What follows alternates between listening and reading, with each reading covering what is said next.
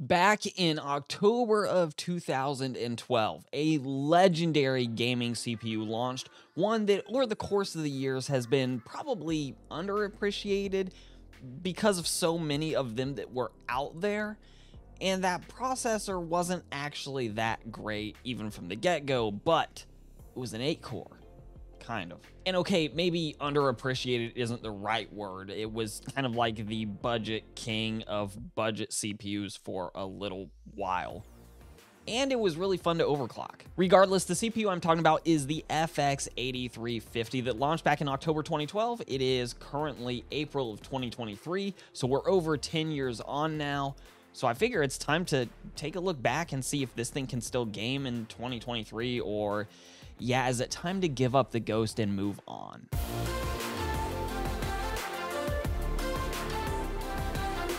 Now, a little bit of the background information, just so you know, I actually ran an FX-8350 for a good long while. I originally started, my first gaming PC ever was an FX-4300, and then for my birthday, one of my cousins got me an FX-8350 to upgrade from the 4 cores, 4 threads to 8 cores and 8 threads, and I absolutely overclocked the snot out of my 8350. I think I ran it daily at like 4.8 gigahertz back in the day, but today I'm not overclocking it that much. Instead, we're going to test it at a very modest clock speed, but still overclocked at 4.3 gigahertz, and it is running actually on the OG motherboard, the only motherboard I needed back in the day with my first PC build. This is being put together with 16 gigabytes of DDR3 memory running at 1600 megahertz. Again, very middle of the road for DDR3, and for what it's worth, the games are running on a SATA-based SSD,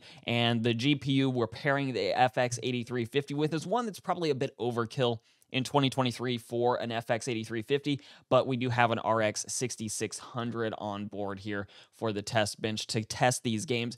And with this, we're not so concerned about the FPS in that can we get the average FPS over a playable rate, because frankly, with the GPU and the games we're testing, we should be able to get every game into the playable range when we look at only averages. What I'm really interested in, though, can we keep the 1% low high enough to actually have an enjoyable gaming experience with the 8350 here in 2023? Or are modern games going to present a major problem and give us such a stuttery mess that we really can't use this CPU for gaming? So yeah, let's take a look.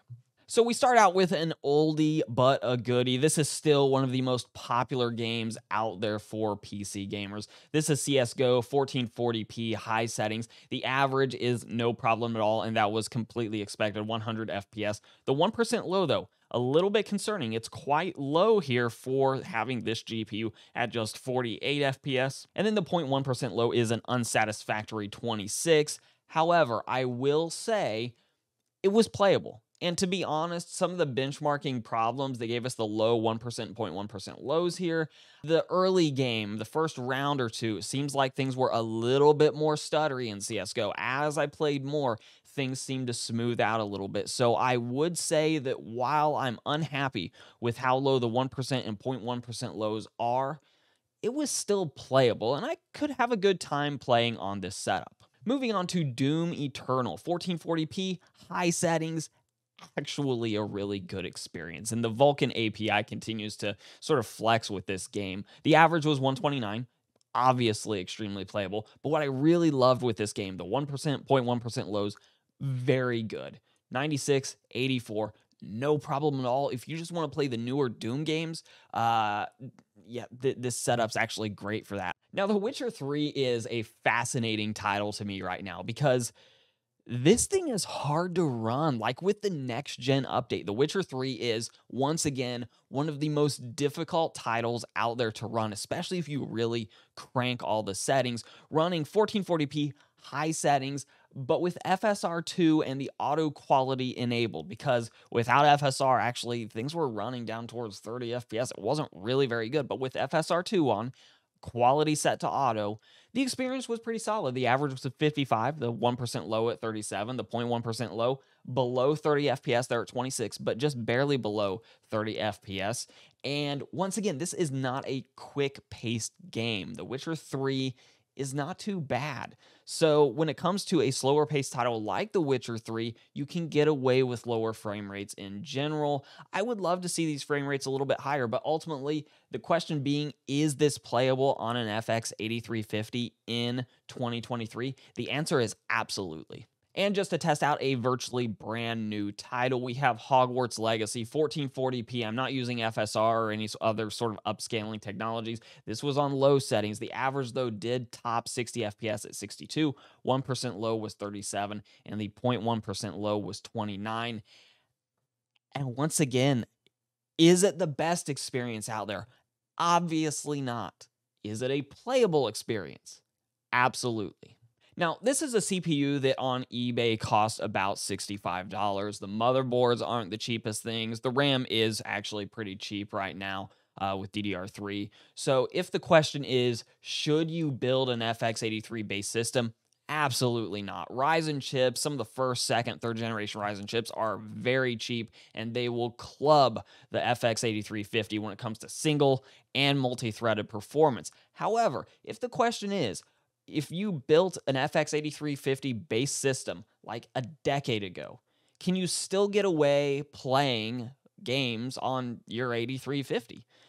The answer is probably. Now, you're giving up performance. The RX 6600 was limited here in several of these titles, especially CSGO, by the CPU itself. However, if you're just wanting to try to extend the longevity of your PC, you can definitely still get away using the FX 8350 daily, provided that you're just playing games. If you're a streamer, you're looking to stream on your PC, you're probably going to want to upgrade your CPU. If you're really doing anything productivity based that's going to use, or at least hit hard the CPU, you're probably going to want to upgrade that FX 8350. But if you're just trying to continue playing games and you're happy with 60 FPS, you're probably still happy with your CPU. So I'm really curious. This CPU is over a decade old. It wasn't that expensive when it was new. Are you still running this thing? For those of you out there that are still running the 8350, I absolutely want to know, are you still happy with it? Is it still doing everything you need it to? Or has it finally arrived the time for upgrades? Let us know in those comments down below. And I actually have another FX CPU on the way. I have the 4300 on the way, which was my first ever CPU. So I'm going to recreate my original gaming PC setup. So if you want to see that content, subscribe. You're going to want to see that one because it'll be fascinating, especially for me. But yeah, that's it. I'm out of here.